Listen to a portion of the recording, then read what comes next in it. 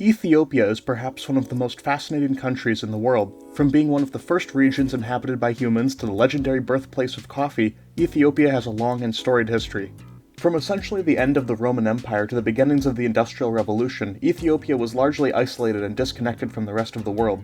The few interactions the country had with foreign countries only bolstered the mindset of doggedly defending the nation. This thinking undoubtedly contributed to the country being independent and free of foreign influence for over a millennium.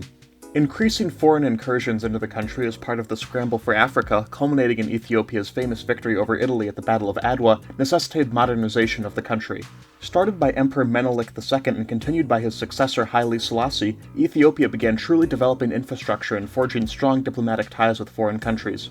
The new Emperor Selassie brought many educated and competent Ethiopians into the government known as the Pioneers of Change. They set out to reform everything from education to tax collection to telegraph lines in the country.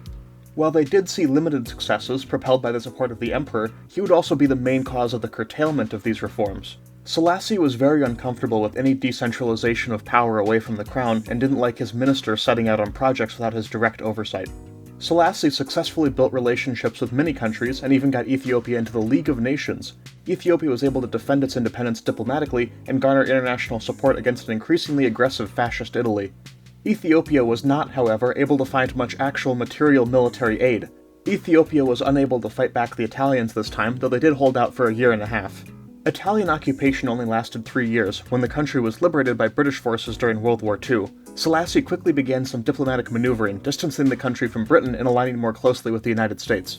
Selassie correctly guessed that America would be a much more important ally than Britain when the dust settled. With US support, Ethiopia regained control of Eritrea, a territory that had been separated from the empire for almost 50 years. Ethiopia was generally a part of the US-aligned bloc for the first half of the Cold War, though they did keep many ties with other groups. Ethiopia helped, usually fairly indirectly, many of the early anti-colonial movements of the 50s. They mainly gave diplomatic support, and an African independence movement being supported by Ethiopia was always a big morale boost for the country's history of resistance. Selassie maintained distant but fairly friendly relations with the Soviet Union, visiting the country in 1959. Ethiopia was also a founding member of the Non-Aligned Movement and the Organization of African Unity, further carving out a space for itself between the two superpowers. Haile Selassie was quite the fan of elaborate ceremonies and visits to foreign countries, which, while supported by most Ethiopians, couldn't distract from the domestic issues of the country forever. Economic growth for the average Ethiopian was practically non-existent, and in fact, many farmers were now being squeezed by multinational corporations who'd been allowed into the country.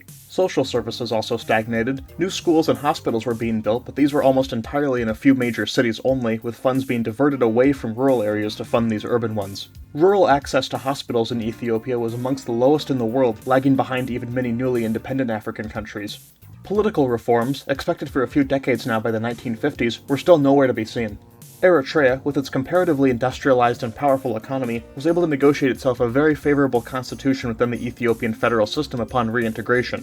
Many hoped this would be the catalyst for similar political reforms throughout the country. These hopes were completely destroyed when the 1955 Ethiopian constitution was written. Many expected the emperor to be finally relegated to at most a symbolic position with a democratically elected parliament that made most of the decisions. The 1955 constitution actually expanded Haile Selassie's powers, and almost the entire document was rewritten to be about the specifics of the emperor's powers in excruciating detail. Even got the emperor's full title in there, though maybe not as cool as Idi Amin's.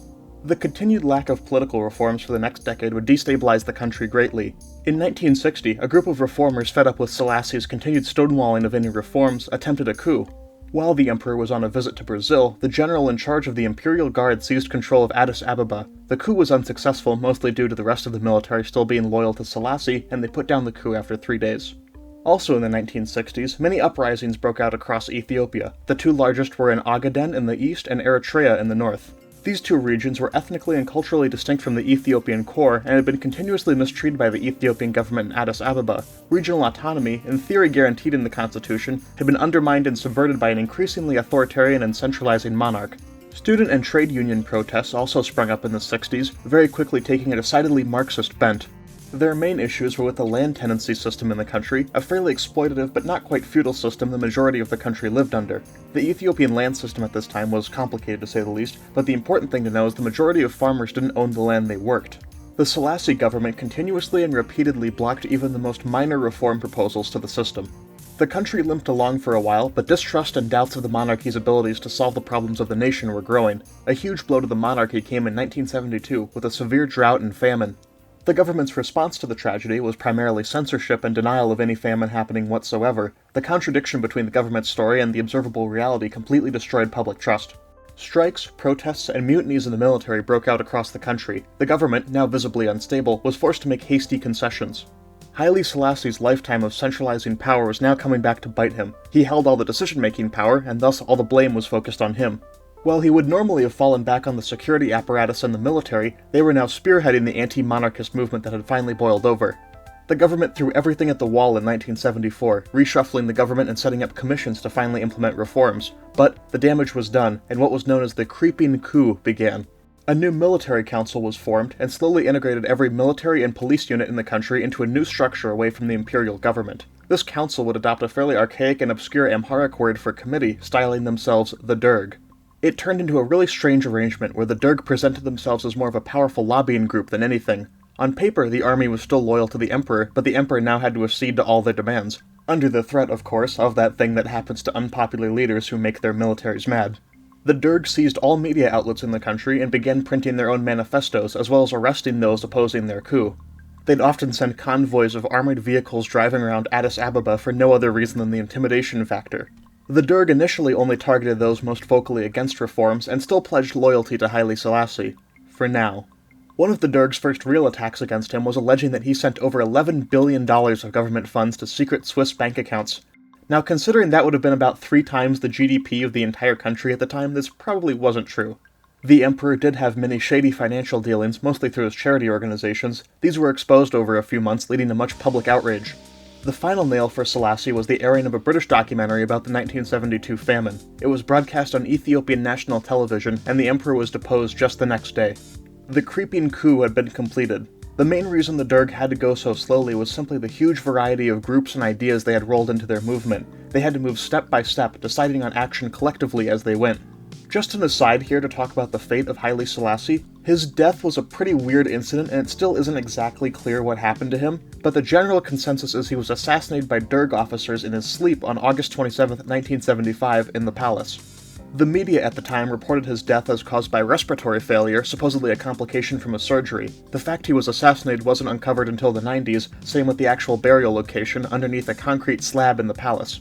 With Selassie dead and their power secured for the time being, the Derg immediately set out on proper reforms, gaining much public support. Behind the scenes, however, the tenuous alliance the Derg had formed between various factions of the military was beginning to fray.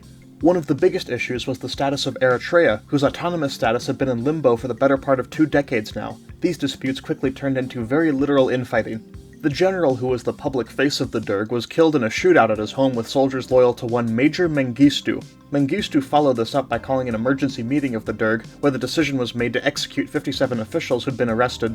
Among those killed were most of the top generals in the country, Haile Selassie's prime minister, and several regional governors. Before this, it wasn't exactly clear what kind of path the Derg would pursue specifically, but the new consolidated Derg under Mengistu let everyone know when they nationalized all industry in the country. Now, there wasn't actually much to nationalize. The Selassie government had already nationalized most industries. This was just taking over that last little bit too. This was actually criticized by leftist parties in the country as not going far enough, since most got reorganized into state-owned corporations which they saw as a capitalist structure. In reality, this didn't change much on the ground. Foreign companies were still generally allowed to operate as they pleased, since the country was highly dependent on imports and couldn't afford to scare them away. The few independent companies before were all very dependent on the government anyway, since all infrastructure, finance, and insurance companies were owned by Selassie's government. And of course, every communist government's favorite policy, land reform. Fairly standard land collectivization plan here, give farms to the peasantry directly, establish cooperatives, all that stuff. All in all, very popular policy, at least at the start. Urban land policy was also reformed, with people generally not being allowed to own more than one house. Also primarily in urban areas was the main dissent against the Derg. The main opposition came from 2 leftist parties, Maysan and the EPRP.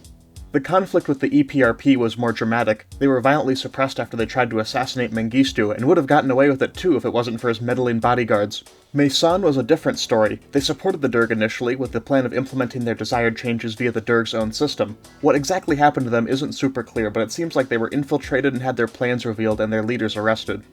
At this time in the north of the country, 2 insurgencies were growing. The EPLF, the main Eritrean resistance group, had largely consolidated after a few years of infighting and were now threatening the capital of Eritrea.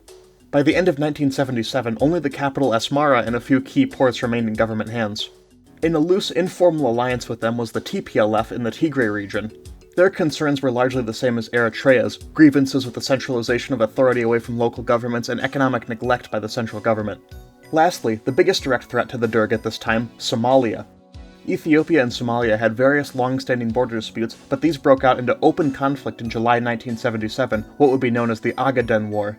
Somalia had been building a fairly modern, large, and capable military for a few years, now unleashed against the sparsely defended Ethiopian east.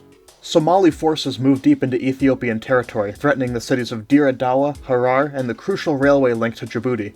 Most Ethiopian forces were tied down fighting the insurgents in the north and couldn't go on the offensive against Somalia until 1978. Military aid from the Soviet Union to their new communist ally began arriving in full, helping deliver decisive defeats to Eritrean rebels. The Derg declared national mobilization to deal with the threats to Ethiopia's national integrity, a very popular move. While many Ethiopians certainly disagreed with the Derg, they disagreed with an invasion even more. With Soviet aid arriving in larger numbers in early 1978, as well as armored units from Cuba, Ethiopia easily pushed back the invading Somali army. The war ended about a month later in March, after Ethiopian forces began threatening cities in Somalia. These forces were later redirected to the stalled insurgency in the north and were able to push back the EPLF to their main base at the town of Nakfa and away from major cities. The Eastern Bloc aid received during these conflicts firmly placed Ethiopia in their sphere, a connection Mengistu solidified with a ton of visits to communist countries. But let's talk about how the Derg actually ran Ethiopia. In 1979, they launched a national literacy campaign aimed at improving the nation's abysmal estimated 10% literacy rate. This plan was fairly successful, though poor infrastructure meant urban areas felt the impact more than rural areas, but the country as a whole still benefited greatly. By 1990, the nation's literacy rate had improved to somewhere around 60 to 75%. Broad economic and construction goals were also set by the Derg, starting in the late 70s. A Central Commission for Economic Development was formed, and focused primarily on infrastructure initially. This worked pretty well, and the nation saw 5% GDP growth per year for the first couple years, but this was curtailed with the droughts of the early 80s. Ethiopia's centuries-long problem of a somewhat unreliable climate, generally backward agricultural industry, and the slow depletion of natural resources would be a challenge for the Derg, to say the least. Ethiopia collaborated with the UN to do an extensive study on the possibility of developing the Ethiopian highlands, which didn't find any feasible solutions. With the strained water resources in the highlands, the UN actually recommended resettling the majority of farmers away from the highlands, but Ethiopia chose not to do this, for now. Farms across the country were dealing with an excess of labor already. With farmers being guaranteed their land, so long as they were the ones working it, tons of people went to the countryside to become farmers. This led to fragmentation of government collective farms, only further harming productivity. It didn't help that most of these farms were living on credit provided by the government-run bank. The government would rarely see this money again, only further straining national resources. The manufacturing sector wasn't doing too well either. Agriculture provided most of the inputs to the few factories in the country, so most weren't running at their full capacity. Didn't help that an outsized proportion of factories were located in Eritrea, and many had been damaged in the conflict with the EPLF. Still, the industrial sector was by far the fastest growing in Ethiopia, with total growth from 1978 to 1983 being over 61%. The benefits from this weren't felt by most Ethiopians, however. This was an example of a missed opportunity by the Derg. Almost all funding for manufacturing was going to a few large factories. Supporting smaller independent workshops would have helped more people and made more sense for Ethiopia's less developed economy. These types of small-scale industrial ventures are typically better at employing people, creating uniform economic growth, and actually making products people need. The Derg had a bunch of infrastructure projects that did very much help people. With Soviet assistance, all sorts of bridges, dams, and power plants were built. Gas fields and gold mines were also built, though the Derg would be out of power before the benefits from these would be fully realized. 1983 would bring an end to most of this economic growth, with record low rainfall across the country, leading to one of the worst famines in the country's history. The Derg had set up a special government agency in 1976 specifically for dealing with famines, known as the Relief and Rehabilitation Commission. This agency worked really well, proactively monitoring rainfall levels and predicting crop failures. It worked so well it was essentially given free rein to do whatever, and was a self-sufficient operation. This is all to say confidence in the government's ability to handle potential famines was very high, so it didn't raise any alarms when the rain started to fail at the end of 1982. Rain was scarce again throughout 1983 and into 1984, with famines now affecting every area of the country. The commissioner of the RCC repeatedly brought up the issue to the central government, but was blown off by Mengistu every time. The 10th anniversary of the revolution coincided with the height of the famine, and the government's attention was largely focused on celebrating. It took the Derg until October 1984 to properly address a famine that had started in early 1983, by which point millions had already died. International aid was also delayed, partially due to the country's new socialist orientation. It wasn't until a BBC documentary was aired that aid from the West began arriving in any notable amount. Famously, the Live Aid music event raised a significant amount of aid as well. India and the Soviet Union also provided wheat to Ethiopia shortly after. Now, to the Derg's credit, their response when they did eventually have one was quite substantial and thorough. Relief centers were quickly established, and operations at ports were scaled up to accept all the incoming aid. Poor infrastructure in many parts of the country made relief efforts dependent on NATO air forces, which dropped food on a huge scale. Soviet helicopters later arrived to help as well. Second only to the disastrous delay in their response, the government's solution to the famine was also pretty terrible. Their solution was to resettle 1.5 million people from the highlands to the lowlands. As you might be able to guess, that didn't go well. Poor infrastructure meant public resources were stretched even thinner. The Soviet Union had to set up field hospitals for the resettled people. The farmers had no idea how to work in the new climate, and had no idea about treating malaria or yellow fever. In total, the 1983-85 famine killed over 1 million people and displaced millions more. It could have been almost entirely prevented if the government had taken appropriate actions early on. In the aftermath of the famine, Ethiopia would adopt more radical Marxist positions. Mengistu visited many socialist allies and tried to do a mini-cultural revolution, mandating Mao-style suits for government officials. For whatever reason, Mengistu felt agriculture was slipping away from government control and doubled down on expanding government cooperatives. This almost lost the country its World Bank financing of agriculture, forcing Mengistu to walk back these plans to a degree. The Derg would also finally get around to establishing a proper state, rather than the strange military council hybrid government that limped this far. A new constitution was adopted by referendum in 1987, hoping to formally transition Ethiopia to a federal country. A new parliament, called the Shengo, was formed as the main decision-making body for the new People's Democratic Republic of Ethiopia, a long overdue decision, as the Provisional Military Council had governed for over a decade by that point. Power would still be concentrated around Mengistu, but at the local level, autonomous regions were formed and given a fairly long leash. The special autonomous regions were Tigray, Assab, Dire Dawa, Ogaden, and Eritrea, the last one being given the most freedom. This was not enough to stop the EPLF and TPLF insurgencies in Eritrea and Tigray respectively. Could it have been? Who knows, because the Derg never actually tried negotiating. This is kind of an overarching theme with the Derg. They were willing to take action, but there was always some obvious oversight or miscalculation, like not involving any of the concerned groups when establishing autonomous regions. The insurgencies in Tigray and Eritrea would continue to be a thorn in the Derg side for the remainder of its existence. Soviet military assistance was reduced significantly after Gorbachev came into power in the USSR, only further straining the Ethiopian army. The army continually failed to attack the main EPLF base at Nakfa, with many soldiers even defecting to the EPLF during these assaults. This would culminate in the disastrous defeat for Ethiopia at the Battle of Alphabet, where the EPLF took advantage of disorganization in the Ethiopian ranks, destroying the country's best-equipped divisions. The general domestic situation in the latter half of the 80s strained the Derg's capabilities and control.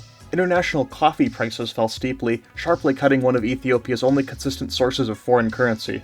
The end of Soviet military aid meant the little cash the country had was spent on purchasing arms to keep up the fight against the EPLF and TPLF that now controlled almost all of the north of the country. Ethiopia's continued refusal to implement economic reforms finally made the IMF and World Bank cut ties with the country, only further worsening the situation. The dire circumstances prompted an attempted military coup, one mirroring the failed one against Selassie in 1960. While Mengistu was on a visit to East Germany in May 1989, a few officers who had been primarily involved in the fighting in the north attempted a coup. The extent of the coup was going to the Ministry of Defense headquarters and just kinda declaring a coup was happening. The Presidential Guard was quickly mobilized, and the coup was ended by the end of the day it started. Soldiers in the units that orchestrated the coup turned on their officers and handed them over to Derg forces, and most of the officers were promptly executed. The disorganization and decimation of Ethiopia's officer corps allowed the EPLF to make major gains, taking the key port of Massawa, one of the main sources for imports to the country. Manufactured goods had been rising sharply in price for a while, and this only made things worse. So, in March 1990, economic and political reforms were finally implemented. The country would orient itself as a mixed economy rather than a Marxist economy, and other political parties would be allowed. Restrictions on foreign investors were loosened, as they were on farmers, who are now allowed to choose if they wanted to be in a cooperative or not.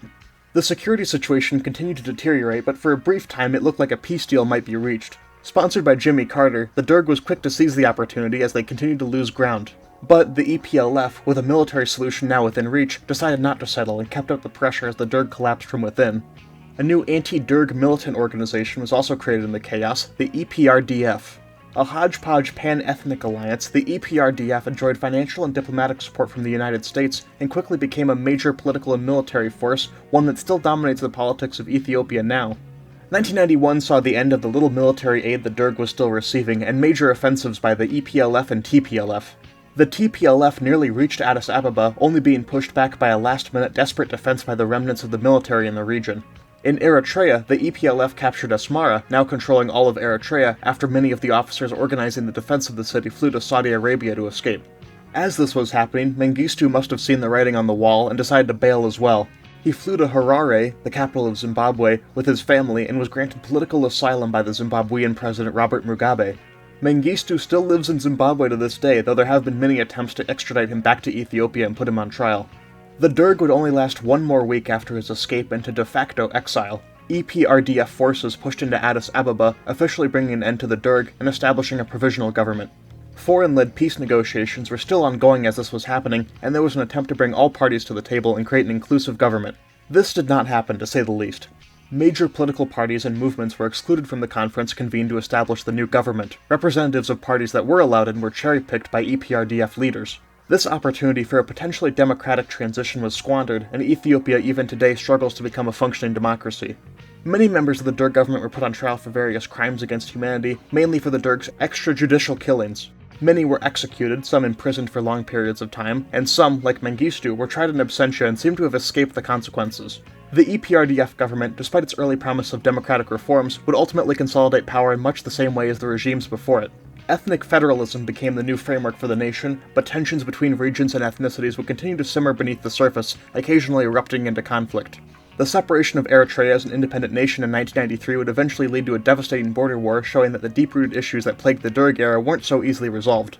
While the Derg did undeniably bad things, it is worth mentioning some of the positives like the national literacy campaign, proper infrastructure development, and some of the lowest corruption seen in the country's recent history. The Derg's reluctance to negotiate peace with the insurgents in the country was ultimately its undoing, as well as its general rigidity and unwillingness to adapt. Ethiopia's transition following the Derg's collapse in 1991 unfortunately failed to establish the inclusive democracy many had hoped for. The EPRDF excluded many voices from the transition process, setting the stage for continued struggles with democratic governance that persist to this day. The Derg serves as a cautionary tale about revolutionary governments that, despite some genuine achievements and popular reforms, ultimately fall victim to authoritarianism, ideological rigidity, and an inability to adapt to changing circumstances.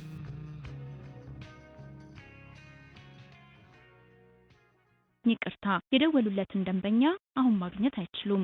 እባክዎ ትንሽ ቆይተው እንደገና ይሞክሩ።